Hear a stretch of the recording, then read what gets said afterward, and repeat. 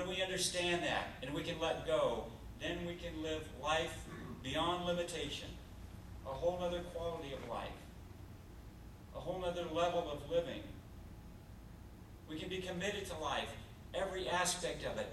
We can squeeze the joy out of life, every moment of it, without being attached to it. And I like that distinction, being committed to life without being attached to it. Committed without being attached. I wanted to share a story with you today that comes from a little book called Kitchen Table Wisdom that so poignantly makes that distinction, written by a young medical intern.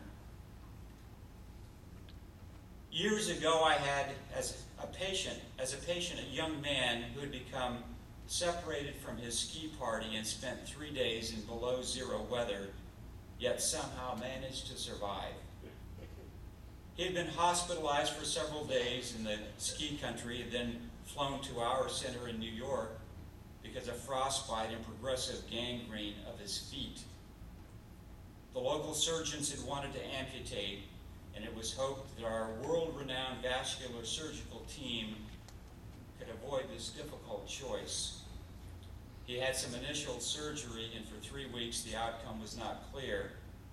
Then his left foot began to improve, and his right became steadily worse. The time for amputation at hand, the young man flatly refused. He preferred to keep his foot. Gradually, he became sicker and sicker as the toxins from his injured foot began to flood his body. His family and friends were desperate, but he would not be moved. He would keep his foot.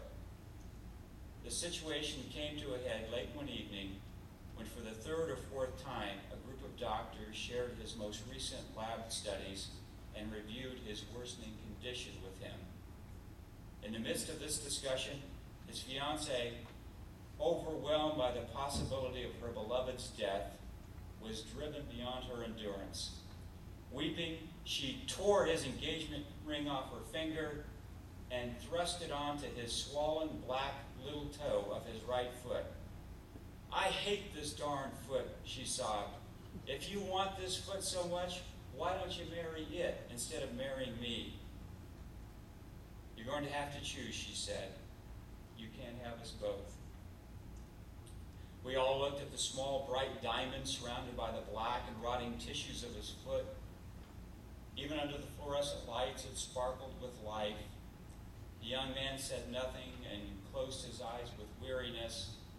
Weary ourselves, we left to continue the medical rounds. The next day, he called and scheduled his surgery. I continued to follow him through the fitting of his artificial foot and his rehab. At the end of a year, only a slight limp marked his difficult choice. 2 weeks before his wedding, I revisited that final medical conference with him, asking him what had changed his mind. He said that seeing the diamond on his toe had shocked him. Jenny, his fiancée, had been right. He had been married to his foot. Her dramatic gesture had helped him to see for the first time that he was more attached to keeping his foot than he was committed to life and to their life together. This can be a tricky thing, to be committed without being attached. But when we learn to let go, we experience this incredible lightness of being that opens up a whole new world of life and a whole new world of possibility. You see, at some point, we all have a choice to make. Sometimes that choice is subtle, and sometimes, for instance, when we lose a beloved spouse, it's very pointed and very immediate. But this is the choice we all face in our lives. Do we focus on what we have lost, or do we focus on what we have left? The scripture is very clear. Choose life this day. Choose life.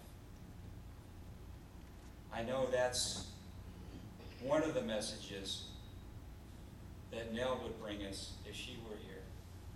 Keep on living. Don't forget me, but keep on living. I know that's the message that Jim Marsh would bring us. Choose life. Thank you for embracing these families. Thank you for your commitment to this chapel, which goes beyond an attachment, but a commitment which comes out of a genuine concern. And thank you for your support as we go forward here together, holding each other up in so many